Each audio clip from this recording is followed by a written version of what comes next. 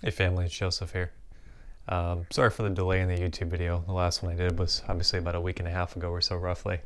I decided I'm going to be focusing on the quality instead of the quantity of the videos. So I got a request from my aunt actually, and she wanted to uh, have me make a YouTube video on what it is that I did to deal with my mom experiencing cancer. She got diagnosed about 3 years ago. Um, Obviously it was a very dramatic experience for everybody, foremost her. But just like, when I was doing my drug addiction and dealing with heroin and coke that I was dealing with, um, I wasn't the only one affected, right? My family was too. And, when making this video, I mean, my first instinct was like, my first thought was like, well, what the hell? I don't even know what to talk about, to be honest. What do you do? It's something that you kind of just do the best you can with what you have. I mean, it's not something that I'm super excited about. It's not something that my mom's super excited about, or really anybody else. But here's the things that I think that are really, really, really important for me.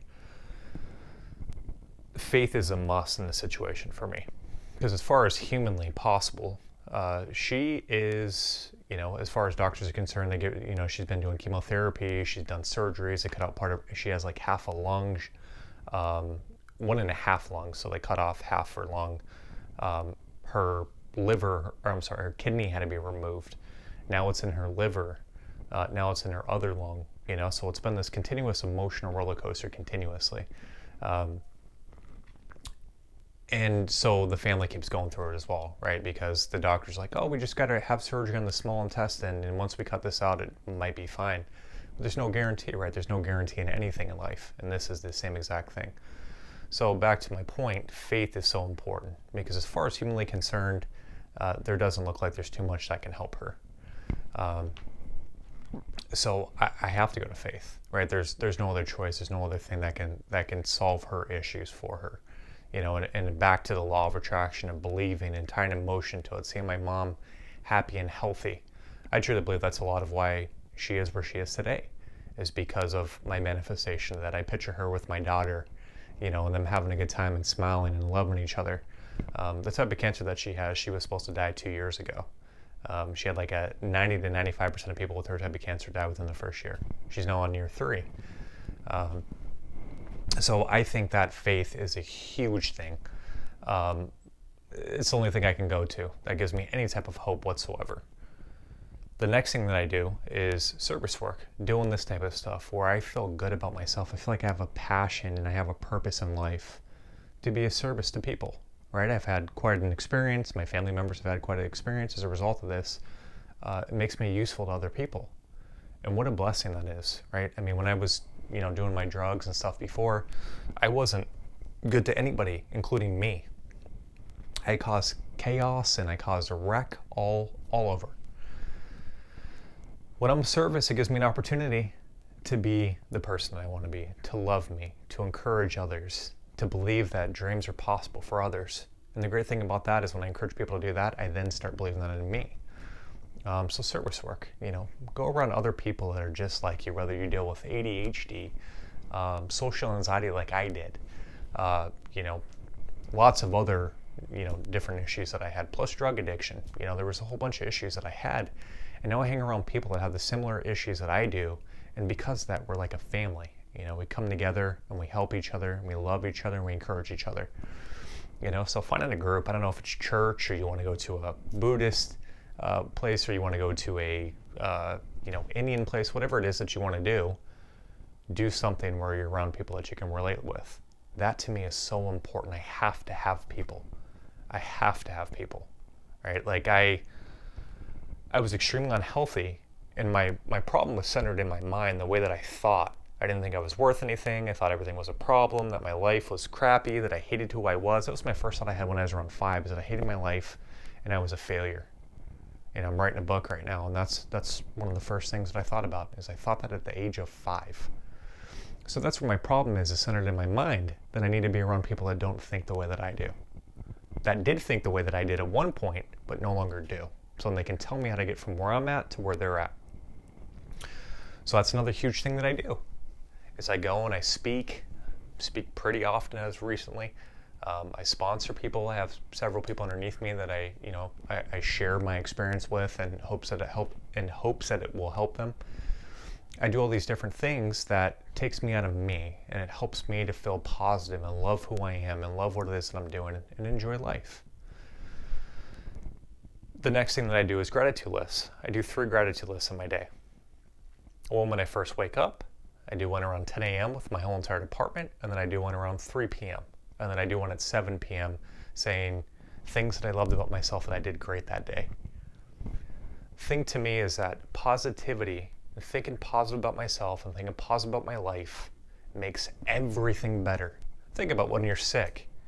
When you're sick or you feel crappy, do you want to go around people and help them? Do you feel positive and inspired and ready to live your dreams? The answer is no. You feel like crap. You want to sit in bed and you want everyone to feel bad for you. At least that's from a guy's perspective. That's how, we feel.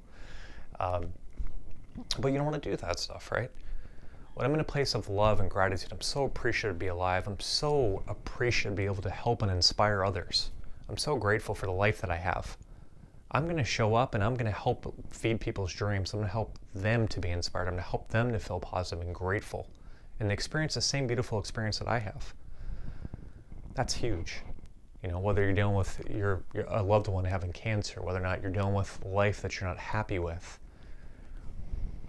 A big thing that I had to understand in order to grow was that I am exactly where I am at as a result of my beliefs and my decisions. So why am I not grateful? I chose this. I chose to be here. I chose the people I hang around with. I chose the work that I go to. I chose the car that I drive. I chose everything. Why would I not be grateful? I chose this life. And if I don't like it, it's going to start by me being, or if I want to do more, it's going to start by me being grateful for what it is I have currently. Right? Because I'm going to be motivated. I'm going to be positive and be like, you know what, I'm here because of my decisions. I'm going to make different decisions. I'm going to have a different outcome. So back to the point of this. That's really what I've done. I go to meetings. I talk about my experience. I talk about how difficult it is that my mom's going through this, that I'm not sure if she's going to live for another couple more months or not. That I'm not sure what's going to happen. But if I look at my life in general, I don't know if I'm going to die tomorrow, right? Look at Kobe Bryant. He had this false sense of he was in control. He flew in a helicopter 300-400 times, and all of a sudden his helicopter crashed and he's dead. So clearly he didn't have any control, but that's the same amount of control that I have. I have this false sense of control that everything is okay because I've lived at my house 500 times and everything's been all right. I have control that everything's going to be all right. But it's a lie. I could have a helicopter fly me right now. I could have a plane crash on me, a car go through it. A lot of different things that could end up happening, and there's nothing I could do about it. And it's the same thing with people and the things that my mom deals with, or really anyone else in general. I cannot control those things. I can only control my reaction to them. I can control my emotional sobriety or stability. I can control whether or not I'm positive about a situation and believe that great things are going to happen, or I can control whether or not I'm going to choose to be negative and not enjoy my life. And I choose to be positive today because as much as I love video games, this isn't a video game. I only get one life. I get to do this right this time. I get to learn from it this time. I choose to do it this time. And that's it. There's no retry. So it's important that I am living my best life, that I'm believing in me, that I'm feeding myself positivity. I'm believing that I can reach my dreams. I'm believing that I can deal with anything. I'm believing that the divine is on my side. And that's the same for everybody else I come in contact with.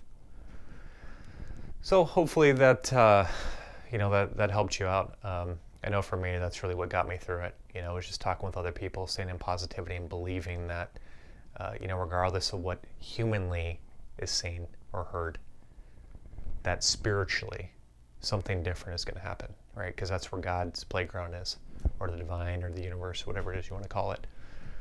So thank you very much. If you like the video, please subscribe and like it. If you have a comment or a suggestion of a video that you'd like me to make next, please put it in the comment section below. But other than that, thank you guys for your time and hope you have a good night.